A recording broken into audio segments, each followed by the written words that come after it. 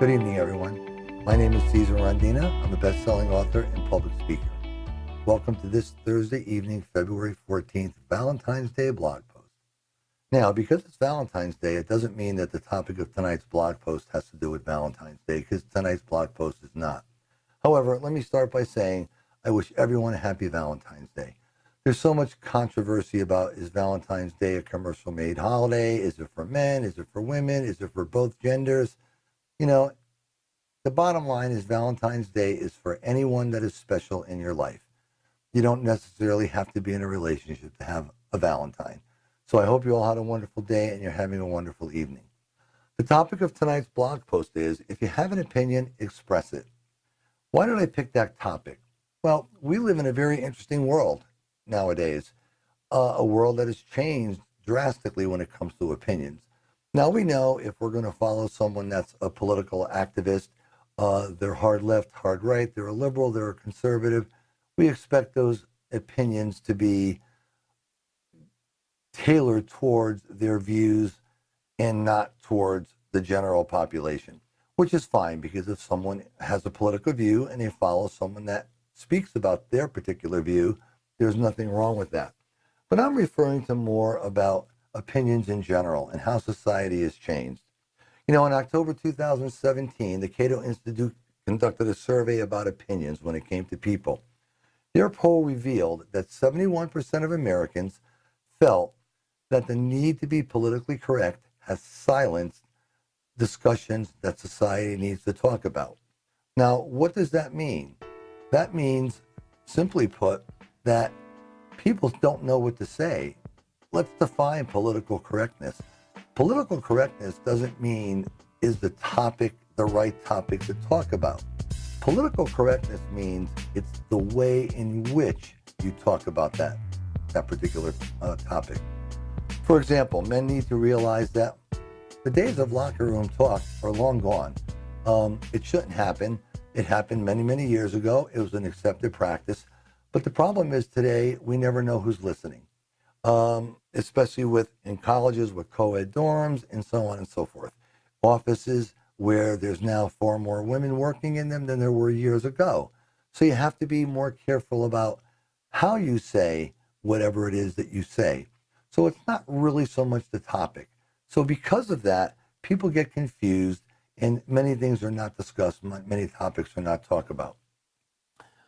The other thing the poll survey revealed is that 58% of the people have political views and are afraid to share them. Well, let's be realistic. In our last presidential election, how many people were befriended on Facebook?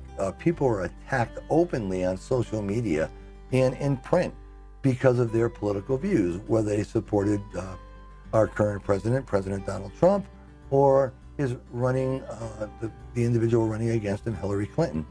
You know, opinions are the right of every individual. Because it's an opinion, there's really no right or wrong. Meaning, if I have an opinion, it's my opinion. It automatically makes it right for me. It may not be right for you, but you need to respect that. So what does this all lead to? This leads to the fact that people don't, A, know what to talk about anymore, what's safe to talk about, and B, they don't know how to express it, because the things that never offended people years ago offend people now. Even as far as innocent comments, whether a man or a woman, this is not gender specific, could say something about another person that was not said inappropriately, but offends that person. You know, gee, you look really nice today. That's a beautiful dress you're wearing, or something like that. Or, gee, that's a real nice suit. You know, it may not offend that person, but it may offend the person that is with that person.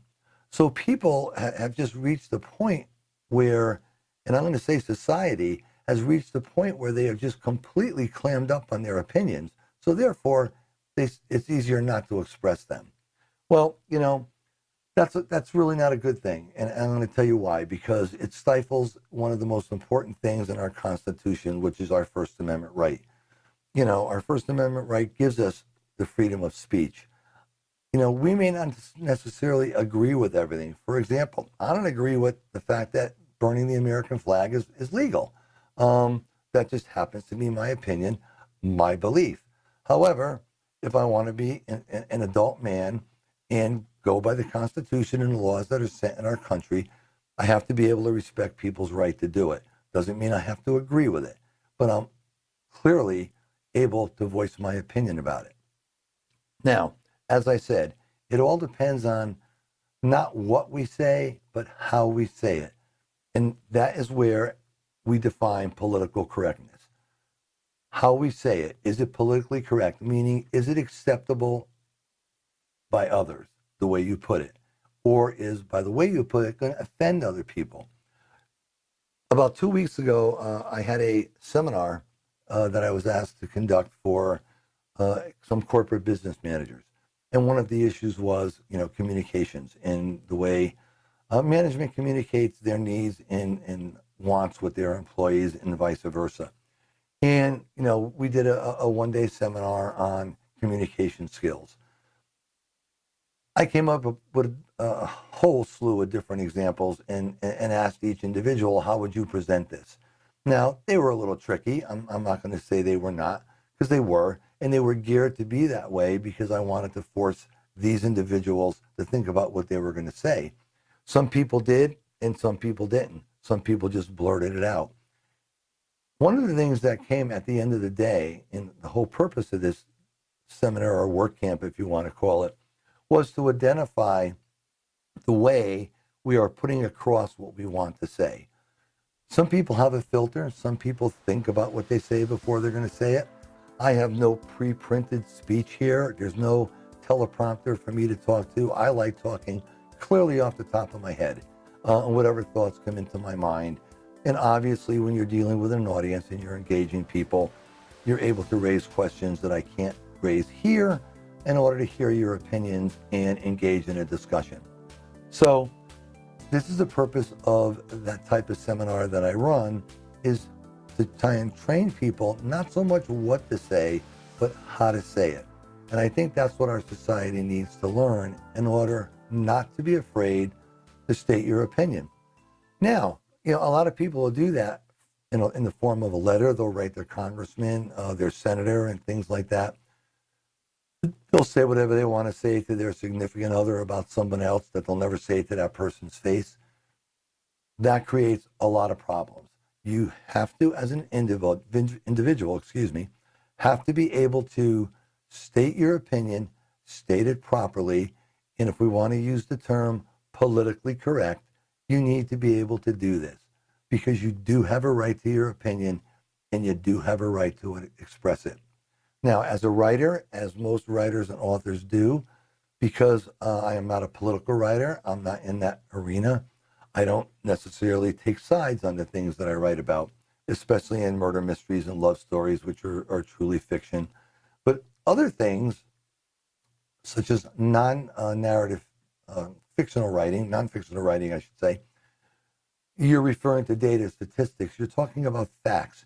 Sometimes you'll bring your personal opinions into it, sometimes it won't. You won't, but the bottom line is, as a writer, I have to be sure that I'm putting things politically correct as to not offend different people, because people have different perceptions. So you have to really think about what you're going to say before you say it. And my book, A Woman's Fear, is a perfect example of that. So in closing, my take-home message to you all is to not be afraid to express your opinion. Just learn how to express it properly. And understand that people may have varying opinions and they may not all agree with yours. And that's everybody's right in this world.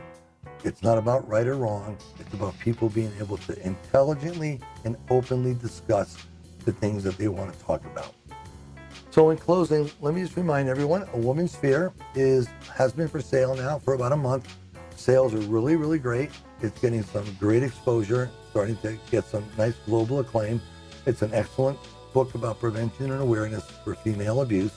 So if you haven't gotten your copy of it, you might want to do that. It's really geared towards females, but there's a lot of great information for men in it as well.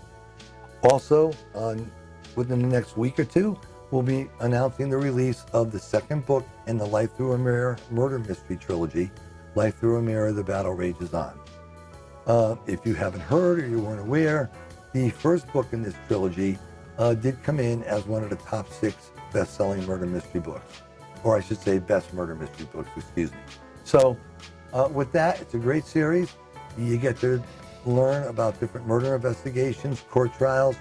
Each book is a different murder mystery. You get to follow Allie and David and their characters, how they develop across all 3 books. So hopefully, if you haven't got your copy of the first book, you will, but watch for the release announcement for the second one. They are available online. However, we just haven't done the official book release on book number 2 yet. So with that, God bless, be safe, and I hope you enjoyed tonight's blog post. Thank you.